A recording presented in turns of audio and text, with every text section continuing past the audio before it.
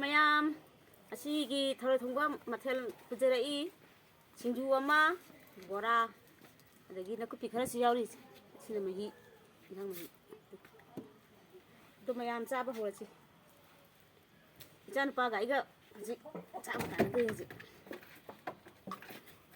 ꯀꯩꯀꯩ ꯍꯥꯏꯅꯤꯡꯕ ꯍꯥꯏꯔꯣꯗꯅ ꯆꯥꯕ ꯍꯧꯖꯔꯛꯑꯁꯤ ꯃꯌꯥꯝ ꯆꯥꯕ ꯍꯧꯖꯔꯒꯦ ꯑꯗꯣ ꯑꯍꯥꯟꯕ ꯆꯥꯛꯈꯨꯝꯁꯤꯗꯤ ꯏꯆꯤꯜ ꯏꯅꯥꯎꯗ ꯏꯟꯖꯔꯛꯀꯦ ꯁꯤꯡꯖꯨ ꯈꯔ ꯑꯃ ꯍꯥꯞꯆꯔꯒꯦ ꯑꯗꯒꯤ ꯏꯟꯁꯥꯡ ꯃꯍꯤꯅꯦ ꯕꯣꯔꯥꯗꯨ ꯏꯆꯦ ꯍꯥꯞꯆꯔꯛꯀꯦ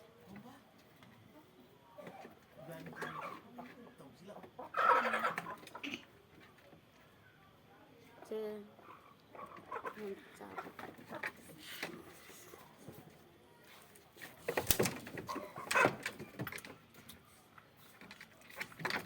ꯆꯥꯕ ꯉꯝꯃꯦ ꯇꯦꯕꯜꯁꯦ ꯈꯔꯗꯤ ꯄꯤꯛꯑꯦ ꯍꯥꯎꯗꯧ ꯃꯥꯜꯂꯦ ꯃꯅꯝꯁꯤ ꯈꯨꯁꯤ ꯑꯗꯨꯗꯤ ꯑꯩꯅ ꯊꯣꯡꯕꯅꯤꯗꯅ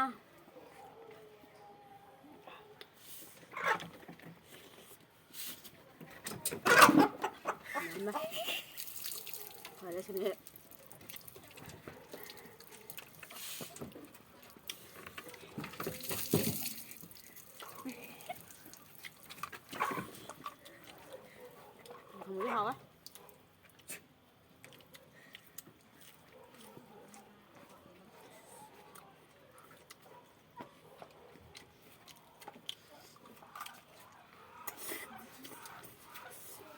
ꯊꯔꯣꯏꯗꯤ ꯑꯩꯗꯤ ꯃꯆꯥ ꯆꯥꯅꯤꯡꯗꯦꯕ ꯁꯨꯝ ꯑꯆꯧꯕꯁꯦ ꯑꯆꯧꯕꯁꯤꯅ ꯍꯥꯎꯖꯩꯑꯕ ꯄꯥꯠꯀꯤ ꯊꯔꯣꯏꯅꯤ ꯄꯥꯠꯀꯤ ꯊꯔꯣꯏ ꯑꯆꯧꯕ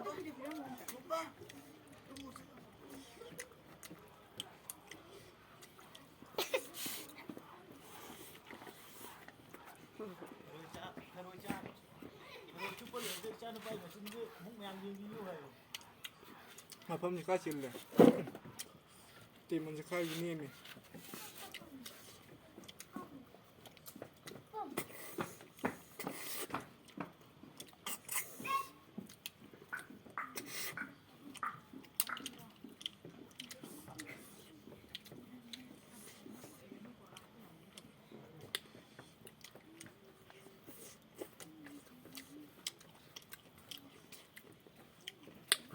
ꯌꯣꯡꯆꯥꯛ ꯁꯤꯡꯖꯨꯁꯦ ꯍꯥꯎꯋꯦ ꯍꯋꯥꯏ ꯃꯇꯣꯟꯅꯦ ꯆꯥꯇ꯭ꯔꯨꯛꯅꯦ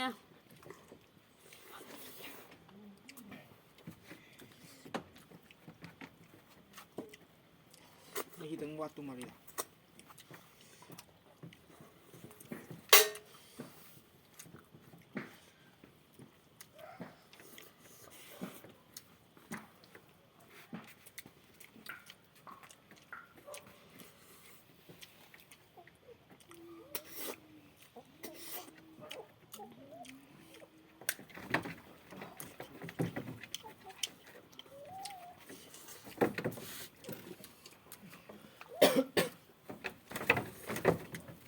ꯅꯥꯀꯨꯞꯄꯤꯁꯦ ꯂꯐꯨꯔꯣꯝꯗ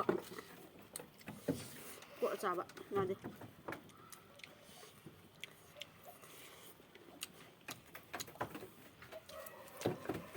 ꯉꯥ ꯆꯥꯕꯁꯦ ꯀꯌꯥ ꯍꯩꯇꯦ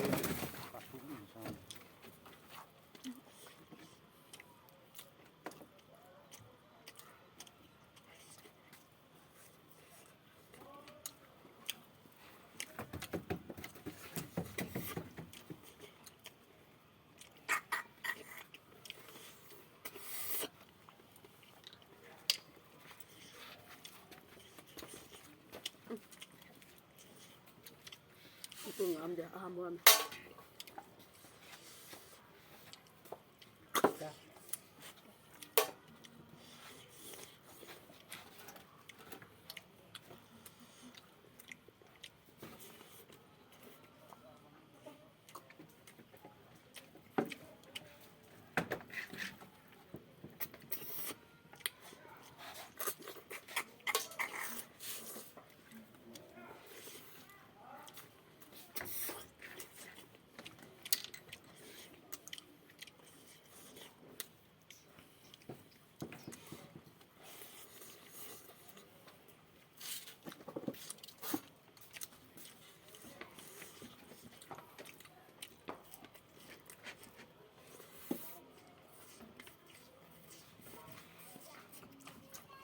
3.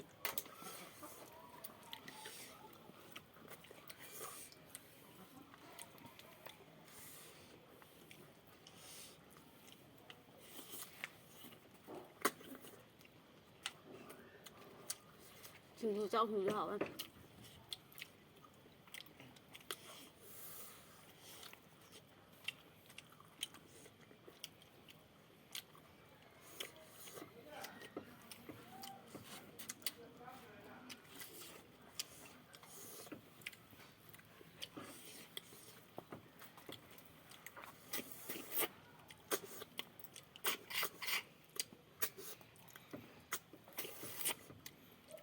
너보다 가신 게 말이야. 맛 보고 해야 돼.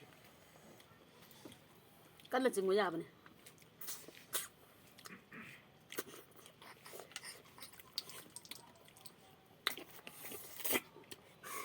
나 하니까 나 버스 나오게.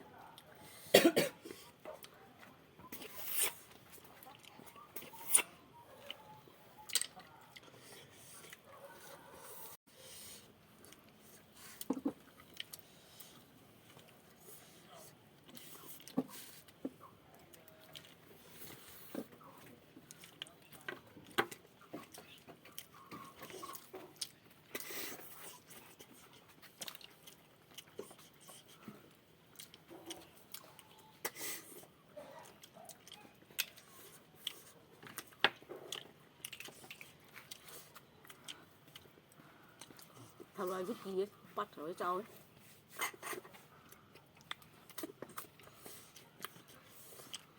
Cháu mình giúp làm được. Mà.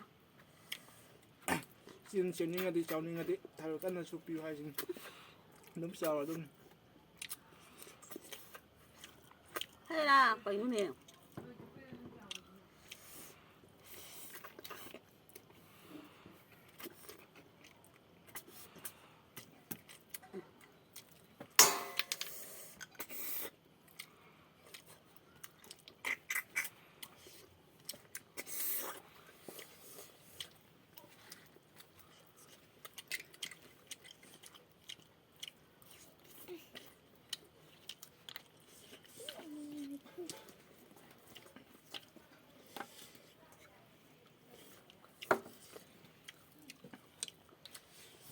Tôi cũng sẽ nó ăn vào đây nè.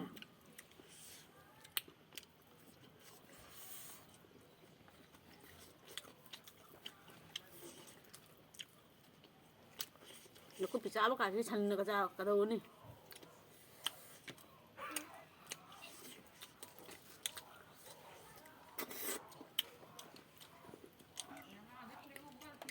Thầm đà đấy là in ha.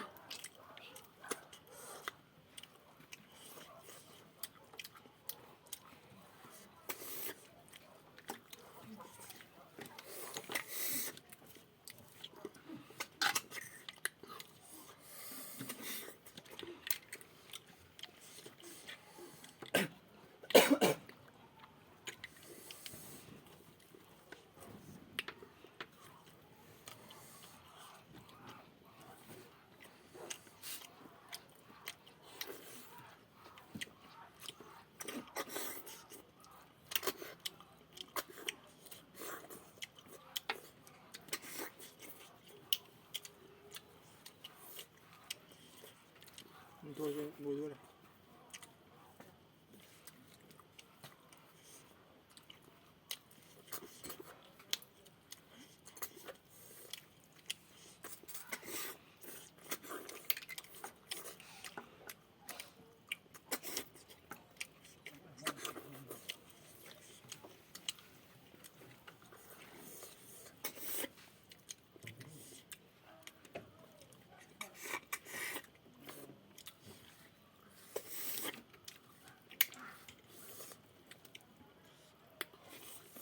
Nó sẽ ra một dạng.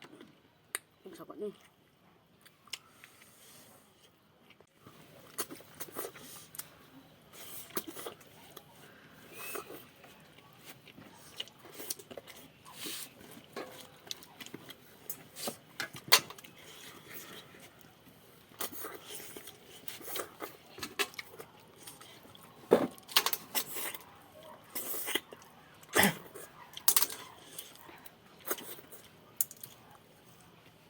ꯊꯨꯝꯒ ꯃꯆꯥ ꯑꯣꯏꯗꯤ ꯉꯥꯏꯍꯥꯛ ꯆꯠꯄ ꯌꯥꯏꯕ